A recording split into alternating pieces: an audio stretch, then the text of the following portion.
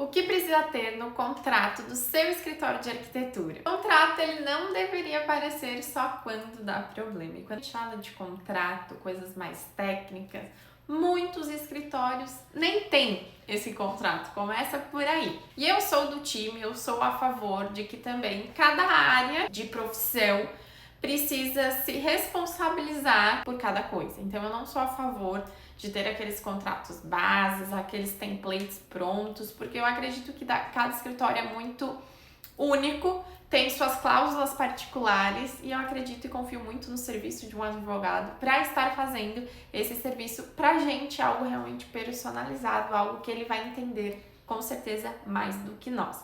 Mas no vídeo de hoje eu queria falar para vocês algumas coisas que eu acho primordial ter num contrato de prestação de serviço de arquitetura. Eu vou começar esse vídeo contando uma situação que é comum acontecer em escritórios que não têm contrato. O cliente ele confirma e dá um ok só por WhatsApp. Tá todo mundo muito animado para começar esse projeto, existe pressa para começar e fala, quando o escritório nem tem contrato, fica por aquilo mesmo. Ou quando tem, fala assim, depois eu assino e tá tudo certo. Às vezes a gente até envia esse contrato, mas fica lá na gaveta, o cliente nem abre aqui. Aí o que vai acontecer? O arquiteto vai começar a trabalhar em cima do projeto do cliente, até aí tá tudo certo, tudo lindo, o cliente pagou, fez a entrada e tudo mais.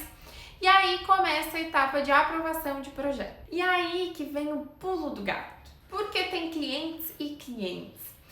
Se, por exemplo, esse cliente entrou na etapa de alteração e ele começou a pedir alteração, aí, até aí ok, porque é primordial a gente ter um limite de alteração para cada projeto, mas até aí ok. Só que aí o que vai acontecer? A obra vai começar a atrasar, as outras coisas vão começar a atrasar e esse prazo vai se estender. E aí, no fim das contas, o cliente vai vir cobrando aquele prazo inicial, aquele prazo de proposta.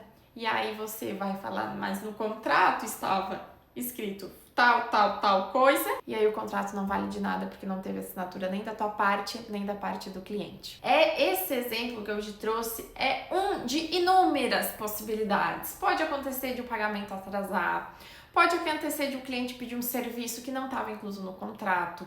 Pode acontecer de o cliente pedir mais alteração do que estava descrito no projeto. Pode acontecer do cliente achar que o acompanhamento de obra está incluso e lá no contrato está bem explicado que vai ser feito uma cobrança, um aditivo à parte. Pode acontecer de o cliente não deixar você fazer filmagem, fotos e publicações, mas lá no contrato já deveria ter uma cláusula sobre o uso dessa imagem. Gente, tem diversas, se eu ficasse aqui contando diversas histórias de coisas que podem acontecer se essas cláusulas não estiverem no contrato, se o cliente não estiver a par de tudo que vocês fecharam, pode dar muito problema lá na frente. O que eu falo sobre o contrato? O contrato ele é um documento muito importante para a gente se prevenir de qualquer tipo de problema.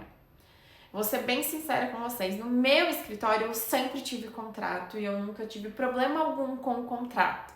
Claro que ano após ano eu faço revisões para acrescentar cláusulas que eu vejo que são primordiais, mas eu conheço inúmeros colegas que já tiveram muitos problemas por não ter contrato, porque a gente sempre fala assim, nunca aconteceu nada comigo, tá tudo certo, nunca aconteceu, até acontecer. Então eu vou falar aqui pra vocês algumas cláusulas que eu acho primordial ter no contrato e por que elas são tão importantes. A primeira cláusula que eu acho primordial é a identificação das partes e do projeto. O que seria a identificação das partes? Então, deixar bem claro quem que está contratando, quem que está sendo contratado, os dados e informações de ambas as partes e qual imóvel ou projeto está sendo objeto do contrato. O que seria o objeto do contrato? O que ele está contratando. Então, a gente precisa especificar muito bem o serviço que está sendo contratado. Número de ambientes, quais são os ambientes, metragem quadrada, o que vai ser feito, se é projeto de interiores, arquitetônico, enfim, a gente precisa escrever, discriminar o que está sendo contratado. E é um ponto muito importante a gente prestar atenção aqui quando existe o casal, então entender quem que vai assinar esse contrato e responder pelas partes. Quando existem sócios, então também se vai ser a empresa que vai assinar, se vai ser os sócios, quem que vai efetivamente ser responsável por aquilo ali. E é muito importante a gente definir quem vai ser o contato principal, por exemplo, no financeiro onde que a gente vai cobrar, quem tem autoridade para aprovar etapas, alterações, se é todo mundo, se é um só. Então, a gente entender muito bem essas informações. E uma dica que eu dou aqui é a gente ter um contato no escritório, ter uma pessoa ou ter um contato específico para isso. Porque essa parte mais técnica, ela pode parecer um pouco mais chata. E quando a gente tem algum grau de intimidade com o cliente, muitas vezes acontece de a gente não querer fazer esse tipo de pergunta, porque a gente não quer se expor com o nosso cliente. Isso a gente já viu vários escritórios falando. Ah, porque é conhecido, é indicação, é isso, aquilo. Fiquei com vergonha de fazer contrato. Então, a gente precisa ter um telefone, fingindo ser outra pessoa, ou realmente ter uma pessoa, uma secretária, um administrativo, que vai fazer essa função de pegar os dados, fazer todas essas perguntas, fazer a cobrança. Então, é muito bem a gente ter isso dividido. Escopo de entrega. Então, o que exatamente o cliente está contratando? Então, aqui, o ponto mais importante não é só ali escrever, projeto de arquitetura. Não. A gente aqui vai especificar tudo. Os ambientes, os serviços, as etapas, quais vão ser os entregáveis, os detalhamentos, quantas reuniões, quantas visitas estão incluídas, dependendo do serviço ali, né, esclarecer todas as etapas, todos os prazos. Então, essa parte do escopo, gente, pra mim é a parte mais importante do contrato, porque se lá na frente o cliente quiser, faltou tal coisa, faltou isso, faltou aquilo, no escopo vai estar muito claro tudo que estava combinado. Outra cláusula importantíssima é coisas que não estão inclusas no contrato, porque é aquilo, né? O óbvio precisa ser dito. Por mais que a gente escreva tudo que está incluso, a gente precisa também escrever o que não está incluso. Porque se a gente não escrever o que não está incluso, o cliente pode achar assim, achei que estava. Entendeu? O cliente não pode achar nada, então tem que estar ali escrito tudo que está incluso e tudo que não está incluso. Então, aqui eu vou dar um exemplo de coisas que pode não estar incluso. O gerenciamento e execução da obra, projetos complementares, aprovações específicas, determinadas visitas ali que, enfim, compras, questões de logística da obra, alterações após determinada etapa. Então, aqui é muito importante a gente não confiar que o cliente vai entender que algo não estava incluso, tá? Então, existe uma chance razoável de ele esperar por aquele serviço e vir te perguntar ou coisa do tipo, então isso já nos resguarda bastante. Outra cláusula muito importante são relacionadas a entregas e aprovações. Então, definir ali como que o projeto vai avançar, então quais são as etapas, briefing, levantamento, estudo preliminar, de projeto, projeto executivo e as demais etapas, enfim. E para cada etapa, a gente colocar o que vai ser apresentado em cada etapa, o que precisa ser aprovado e quando começa a próxima etapa, então o prazo. E aqui é muito importante a gente salientar ali para o cliente que o prazo das próximas etapas vai estar atrelado à aprovação da etapa anterior. Por quê? Porque se a gente coloca lá cada etapa dessa com uma data específica, muitas vezes a gente não vai conseguir cumprir com essa data. Porque vai ter coisas que a gente vai esperar a aprovação do cliente e, consequentemente, o prazo vai estender. Se você quiser colocar data no contrato, coloque a data da primeira apresentação. Que aí sim, essa depende da gente e a gente precisa cumprir. Mas as outras etapas, projeto 3D, projeto executivo, isso depende muito do andar do projeto e das aprovações do cliente. Então não coloque data e deixe muito claro que o prazo ali, 20 dias úteis, 30 dias úteis, ele só vai começar a contar a partir da aprovação da etapa anterior, para a gente também se resguardar.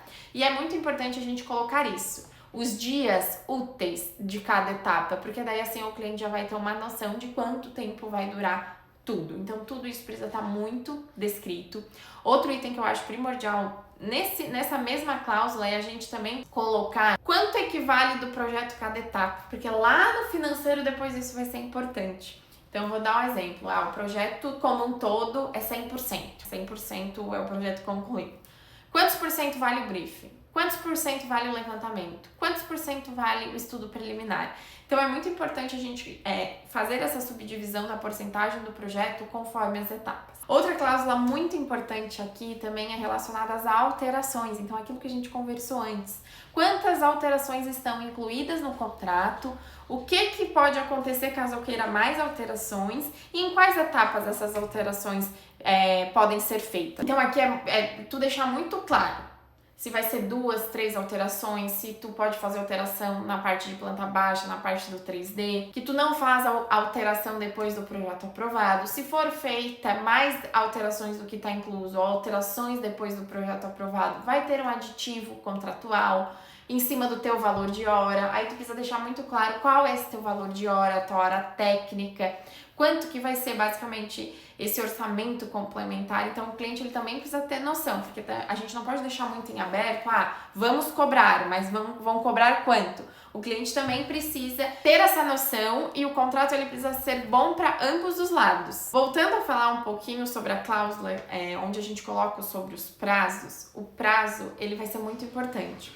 E também é importante o cliente entender em que momento esse prazo vai parar, que também depende ali da questão da aprovação dele, o atraso dessa aprovação vai estender esse prazo, alterações em cima desse prazo, dependendo do número de alterações, em que etapa está essas alterações, vão depender muito. Então, ter isso bem estipulado e bem claro vai facilitar ali no andamento de todo o processo. Outra cláusula muito importante é a responsabilidade do escritório e do cliente. Então, colocar ali quais vão ser as responsabilidades do arquiteto, do escritório e do cliente. Então, quais informações que ele precisa fornecer, quais documentos ele precisa enviar, aprovar dentro de prazo, comunicar as alterações, efetuar os pagamentos, seguir ali os canais e os processos combinados, porque é muito bom a gente explicar para o cliente que existem as partes aqui do resultado do projeto que não depende só exclusivamente do escritório, que também depende do cliente. Então ele precisa entender o que é de responsabilidade dele e o que é de nossa responsabilidade. Outra cláusula muito importante é sobre valor, forma de pagamento e atrasos.